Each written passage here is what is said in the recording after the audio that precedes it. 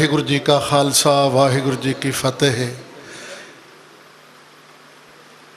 सो बहुत सब नूं इक्को ही मुबारक। इत्थे समुंदर भी है, इत्थे कुजे भी बैठे ने। गल इन्नी की है कि जदों दास ने पहली पुस्तक अपनी गुरग्यान तीरथ सदा निर्मल संत सुच्चा सिंह जवद्दी महापुरखां दी होंद इत्थे रिलीज़ की, उन्होंने अपनी कर कमलों नाल।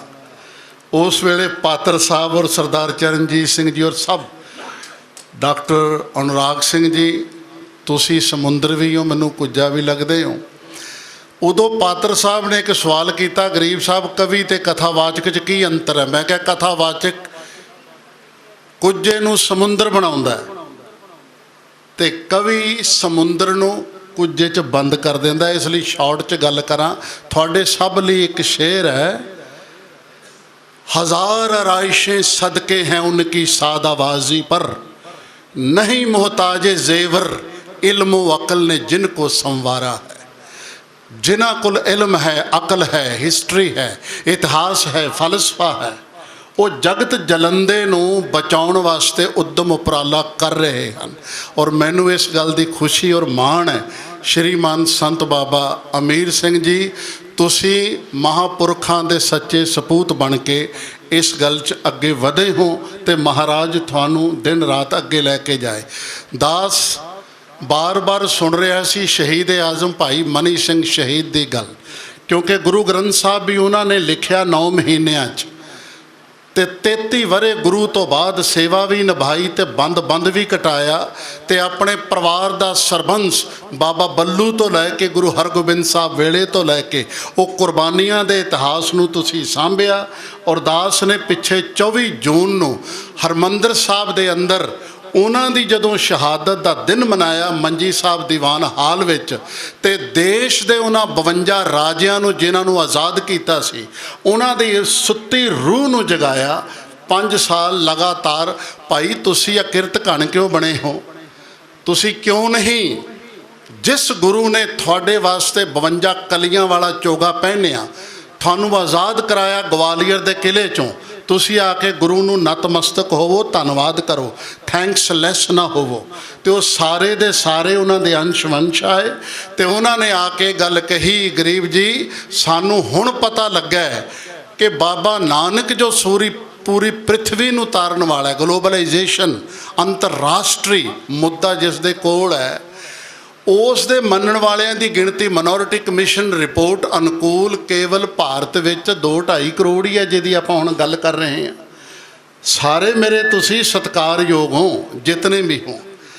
अज एक मता होर जरूर पास कर दिओ, गल भावें 18 करोड़ दी है, 14 करोड़ दी है, 6 करोड़ दी है, भावें इहनूं 96 करोड़ी कह के तुसीं याद कीता है, ये मता जरूर पास कर दिओ सारे संत महापुरख कि भारत गवर्नमेंट नूं असीं अपनियां संस्थावां वल्लों एक लैटर जरूर इशू करो कि माइनॉरिटी कमिशन विच भी साडी गिणती दे आंकड़े जिहड़े ने वधाए जा सकण, तां कि साडे नाल जिहड़ा बेइनसाफी दा बीज शुरू तो बीजा गया, उसकी चर्चा तो मेरे विद्वाना सत्कारयोग महापुरखों ने कर दी। तो मैं लंबा समा ना जांदा होया इन्ना ही कहांगा कि दास ने जदों श्रोमणी गुरुद्वारा प्रबंधक कमेटी की मैनेजमेंट नाल गल की, गोबिंद सिंह लौंगोवाल नाल भी बैठे, मैं क्या क्यों नहीं आपां पूरे देश के लोगों को एकत्रित करते। तो 8 नवंबर मैं थानू सब नूं एक सदा देन लगा। 8 नवंबर हुणे 550 सालां नूं समर्पित हिंदुस्तान के 14 धर्मां दे मुखी लोग, आचार्य लोग, इंटलैक्चुअल लोग, फिलासफर और हिस्टोरीयन लोग पूरे देश चों उत्थे आ रहे हैं, पूरे देश चों, राष्ट्र चों।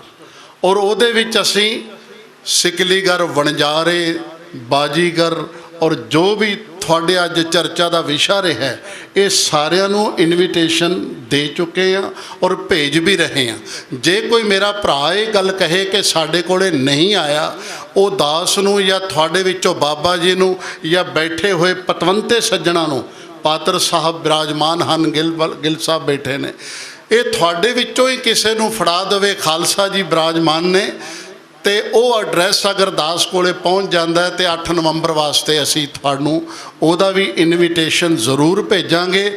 ਔਰ ਪੂਰੇ ਦੇਸ਼ ਵਾਸਤੇ ਬਾਬੇ ਨਾਨਕ ਦਾ ਦਰ ਪ੍ਰਥਮ ਵਾਰੀ ਪਹਿਲੀ ਵਾਰੀ ਇਹ ਜਿਹੜਾ ਖੁੱਲ੍ਹਾ ਹੈ, ਉਹਦੇ 'ਚ ਸੰਤ ਜੀ ਮਹਾਂਪੁਰਖਾਂ ਨੂੰ ਇੱਕੋ ਇੱਕ ਬੇਨਤੀ ਕਰਾਂਗਾ ਕਿ ਤੁਸੀਂ ਆਪਣੇ ਨਾਲ ਸਾਰੀਆਂ ਲਾਡਲੀਆਂ ਗੁਰੂ ਕੀ ਜਿਹੜੀਆਂ ਫੌਜਾਂ ਹਨ ਉਹ ਵੀ ਲੈ ਕੇ ਆਓ। ਔਰ ਸੰਤ ਮਹਾਂਪੁਰਖਾਂ ਦਾ, ਕਿਉਂਕਿ ਉੱਥੇ ਇੱਕ ਗੱਲ ਹੋਣੀ ਹੈ ਕਿ ਬਾਬਾ ਨਾਨਕ ਜੀ ਇੱਕ ਫਿਰਕੇ ਦੇ ਨਹੀਂ, ਉਹ ਅਲੱਗ-ਅਲੱਗ ਸਾਰੇ ਸੰਸਾਰ ਨੂੰ ਆਪਣੇ ਕਲਾਵੇ 'ਚ ਲੈਣ ਵਾਲੇ ਹਨ। ਤੇ ਸਮਾਪਤੀ 'ਤੇ ਇਹੀ ਕਹਾਂਗਾ ਕਿ ਮਹਾਰਾਜ ਸੱਚੇ ਪਾਤਸ਼ਾਹ ਤੇਰਾ 550 ਸਾਲਾ ਜਿਹੜਾ ਪੁਰਬ ਹੈ, ਉਸ ਨੂੰ ਜੇ ਅਸੀਂ ਲੈ ਕੇ ਆਂਦਾ ਉਹਨਾਂ 22 ਕਰੋੜ ਰਾਜਪੂਤ ਹਿੰਦੁਸਤਾਨ ਦੇ ਰਾਜਿਆਂ ਨੂੰ, ਤੇ ਉਹਨਾਂ ਨੇ ਹਰਮੰਦਰ ਸਾਹਿਬ 'ਚ ਨਤਮਸਤਕ ਹੋ ਕੇ ਇਹ ਕਿਹਾ ਕਿ ਅਸੀਂ ਆਪਣੇ ਕਸ਼ਤਰੀਆਪਨ ਤੋਂ ਭੁੱਲੇ ਹੋਏ ਸਾਂ, ਭਟਕੇ ਹੋਏ ਸਾਂ, ਅਸੀਂ ਆਪਣੇ ਪਰਿਵਾਰਾਂ 'ਚੋਂ 5-5 ਬੱਚੇ ਸਿੱਖ ਔਰ ਸਿੰਘ ਬਣਾਵਾਂਗੇ। ਔਰ ਤੁਸੀਂ ਹੁਣ ਹੈਰਾਨ ਹੋਵੋਗੇ, ਹਰਿਆਣੇ ਦੀ ਗੱਲ ਚੱਲੀ, ਕਰਨਾਲ ਦੀ ਧਰਤੀ 'ਤੇ 20 ਪਰਿਵਾਰ ਉਸੇ ਹੀ ਰਾਜਪੂਤ ਖਾਨਦਾਨ ਦੇ ਉਹ ਅੱਜ ਪੂਰੇ ਸਿੱਖੀ ਸਰੂਪ ਵਿੱਚ ਆ ਚੁੱਕੇ ਹਨ। ਔਰ ਪੂਰੇ ਦੇਸ਼ 'ਚੋਂ ਮੈਨੂੰ ਜਦੋਂ, ਕਿਉਂਕਿ ਉਹਨਾਂ ਦੀ ਰਵਾਇਤ ਹੈ ਗੁਰੂ ਜੀ ਕਹਾਂ ਹੋ, तो मैं क्या गुरु केवल गुरु ग्रंथ साहब है, गुरु नानक है, असी केवल भाई हाँ, ब्रदरहुड हाँ। तुसी सब पिलर ऑफ ब्रदरहुड बनो ताकि दुनिया च भाईचारा भैनचारा फैल सके। यही मेरी बेनती है 8 नवंबर वास्ते भी, तो बाकी 1 नवंबर नूं जदों सुल्तानपुर लोधी विच शुरुआत होनी है 550 साल की, उस दिन अंमृत वेले तो शाम की कथा भी दास दी ही रखी है। तो 11, 12, 13 विच भी दास ने ही उत्थे कथा करनी, तो लंबियां कहानियां की ज़रूरत नहीं। मैं थोड़ा धन्नवाद करदा क्योंकि सुन के ही बड़ा आनंद आया कि जो इंप्लीमेंटेशन देख रहे हैं असी, इदां लगदा है वाकई तुसी बहुत वड्डी गिणती विच पहुँचोगे। और महापुरुख भी साथ देण, एजुकेशनल सेंटर मैक्सीमम तुसी अरेंज करो। तो बाबा जी यही संत सुच्चा सिंह महापुरुखां दी सोच सी, क्योंकि उदों दास आके घंटा 2-2 घंटे जदों कथा करदा सी, वो सारे समय मैनूं याद ने। तो दास भी अमेरिकन नागरिक हो के 23 साल तो थोड़े देश के कोने कोने च जोड़े झाड़ रहा है। और जे मैं जावां भी अमेरिका, कनेडा, इंग्लैंड केवल 2 और 4 दिनों लिए जाना, उस तो बाद ज़्यादा नहीं, क्योंकि इत्थे ही साढ़े फादर साहब 105 साल दे, उन्हां दी सेवा विच भी हाँ। अज सारे आउण वेले कहण लगे बड़े ढिले हो गए। मैं मुंडियां नूं आख्या तुसीं सारे उन्हां दी सेवा च करो, मैं आप ड्राइव करदा, डोंट वरी अबाउट इट।